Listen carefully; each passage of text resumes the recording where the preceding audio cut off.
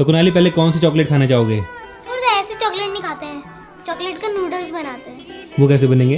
बन जाएंगे, नूडल्स लेंगे उसके अंदर चॉकलेट डाल देंगे, मेल्ट हो जाएंगे। इस आइडिया तो बढ़िया है, मैगी और चॉकलेट को मिक्स करके आज चॉकलेट वाली मैगी बनाते हैं। दो मेरे को, ओ भाई 2 मैगी मसाला, दो 2 मैगी में एक मेरे को दे, रुक रुक हाँ रुका रुक जा। तो भाई मैगी डाल दी हमने। चॉकलेट पिघलाने का तरीका देखो भाई, ध्यान से मैगी ना गिर जाए। भाई ऐसे कौन करता है? ऐसा मत करो मेरी जान। भाई कुनाली का मुंह देखो कैसा हो गया चॉकलेट खा खा के।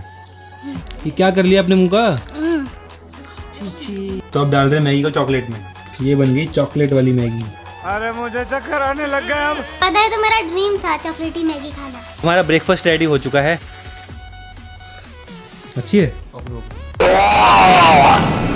कैसी है? बढ़िया हम्म है ना, बढ़िया। गाइस जेन्युइनली बहुत अच्छी है। हमने भाई तो ट्राई करना कभी, आप भी बनाने का गाइस। अच्छा